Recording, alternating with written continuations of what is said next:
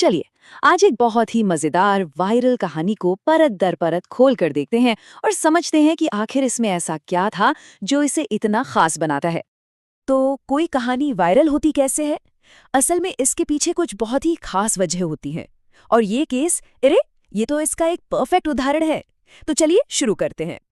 तो सबसे पहले किसी भी अच्छी कहानी के लिए चाहिए एक यादगार हीरो। और इस कहानी की शुरुआत होती है एक बहुत ही शानदार इंट्रोडक्शन से। और एंट्री होती है हमारे हीरो इंस्पेक्टर मित्थू की, जो आते ही अपना रुतबा एकदम साफ कर देते हैं।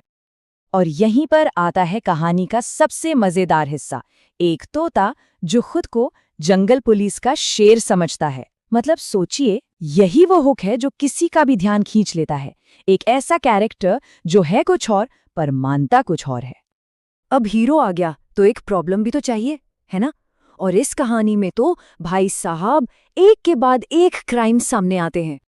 सबसे पहले एक परेशान बंदर आता है अपनी शिकायत लेकर कि भाई मेरा केला चोरी हो गया। यहीं से कहानी में एक रहस्य की शुरुआत हो जाती है। और इससे पहले कि कुछ समझ आए, एक खरगोश भी आ जाता है। सर, मेरे बिस्किट भी चोरी हो गए। मतलब ये कोई छोटी मोटी चोरी नहीं, ये तो पूरी क्राइम वेव है। और यहीं पर इंस्पेक्टर मित्थू का अंदाज देखिए। वो चोर को कहते हैं प्रोफेशनल पेटू। ये शब्द ही इतना मजेदार है कि कहानी में एक अलग ही जान डाल देता है। अब दिमाग में यही घूमता है कि आखिर ये प्रोफेशनल पेटू है कौन। तो चलिए अब इन्वेस्टिगेशन पर चलते हैं। और यहाँ एक बहुत ही क्लासिक कॉमेडी ट्रिक का इस्तेमाल होता है, वो है ध्यान भटकाना। इंस्पेक्टर साहब एक सस्पेक्ट लिस्ट बनाते हैं जिसमें कौन कौन है। बंदर जो खाता है, खरगोश जो भूखा रहता है, और सबसे मजेदार खुद इंस्पेक्टर मित्थू। और फिर आता है वो पंचलाइन, जब इंस्पेक्टर कहते हैं अरे तीसरा नाम तो गलती से लिख गया। मतलब वो खुद जानते हैं कि लिस्ट में उनका नाम होना कितना मजेदार है। ये सेल्फ अवेयरनेस ही तो कॉमेडी को और मजेदार बनाती है। तो जैसे जैसे जांच आगे बढ़ती है, कहानी में आता है एक ट्विस्ट। एक ऐसा मुजरिम सामने आता है जिसके बारे में किसी ने सोचा भी नहीं था। और वजह तो और भी कमाल की है।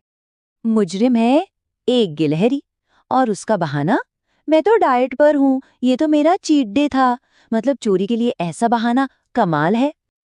अब इस पर इंस्पेक्टर मिट्ठू का जो जवाब है ना, वो एकदम परफेक्ट है।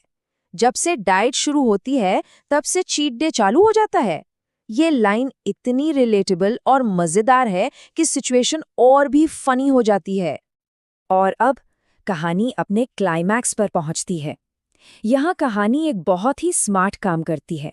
वो सीधे सीधे देखने वालों से बात करना शुरू कर देती है। फैसला सुनाया जाता है जंगल पुलिस के एक बहुत ही सीधे साधे नियम के हिसाब से कि भाई जिसने गलती की उसे जुर्माना देना पड़ेगा। और जुर्माना कितना? सिर्फ 10 रुपए। बहुत छोटी सी रकम है ना? लेकिन ये सिर्फ एक तैयारी है असली पंचलाइन की। यहीं पर आता है असली ट्विस्ट। गिलहरी के पास तो पैसे ही नहीं है, अब क्या होगा? और यहीं पर छुपा है इस कहानी के वायरल होने का सबसे बड़ा राज। इंस्पेक्टर कहते हैं पैसे नहीं है तो फिर लाइक दे दे। देखिए कितनी चालाकी से जुर्माने को एक लाइक में बदल दिया गया। ये तो सीधे सीधे ऑडियंस से एंगेजमेंट की मांग है। तो इंस्पेक्टर मिट्ठू केस को क्लोज्ड तो कर देते हैं, पर रुकिए, पिक्चर अभी बाकी है।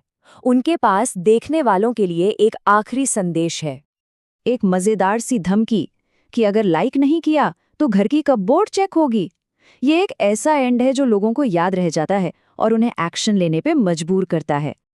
और कहानी खत्म होती है इंस्पेक्टर की उस शैतानी हंसी के साथ, खाक खाक खाक।